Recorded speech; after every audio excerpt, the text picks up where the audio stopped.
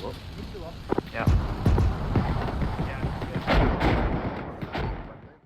Right, we've got Sparky here. We're doing a little bit of the vehicle stuff.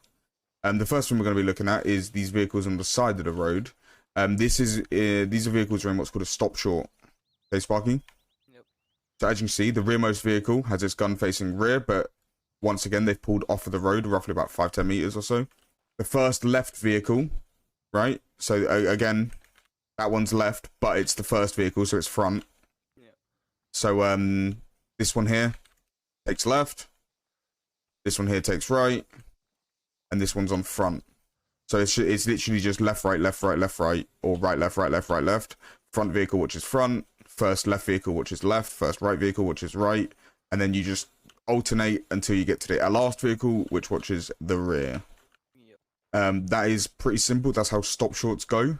There isn't really much explaining there that needs explaining, is there? No. So yeah, once again, that's called a stop short. Or a stop long is the same apart from you pull off further off the road. We're then going to go into a couple of concepts up here. We've got a couple of safe areas here, as well as a jockeying position, right?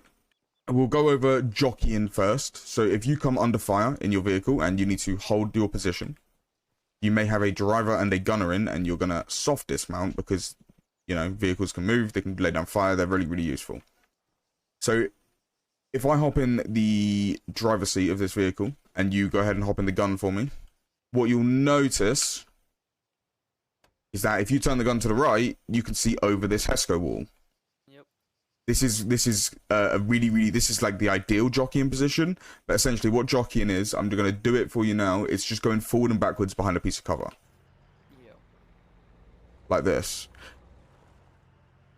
And then essentially while I'm doing this, don't do it actually, but you'd be firing bursts of machine gun fire or grenade launch fire over the top of these HESCOs, and or if the cover is too tall, you would do it when I pop out of each side.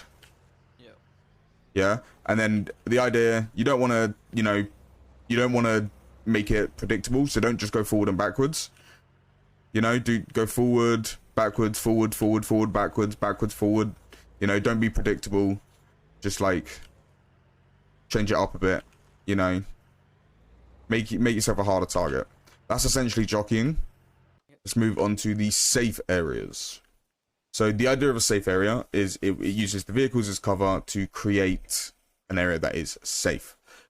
Each of the vehicles should be between two barriers. We'll start with the linear safe area. So the linear safe area is up against a piece of cover, or if you're only expecting attack from one specific side.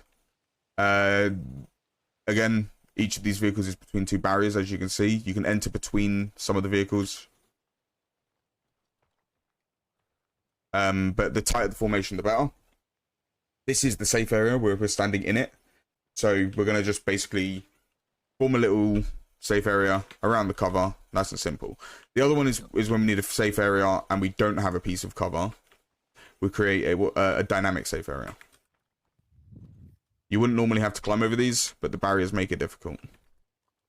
So this is what a dynamic safe area looks like. You could probably do it with a bit of a bigger gap between the vehicles. You don't necessarily have to be this tight, but in real life you would want it as tight as possible.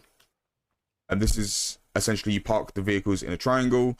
You can do a square if you've got enough vehicles. Essentially what you're doing is you're parking them all around so that the center of them is a nice safe area. Yeah. That is pretty much all the formations we're going to be needing.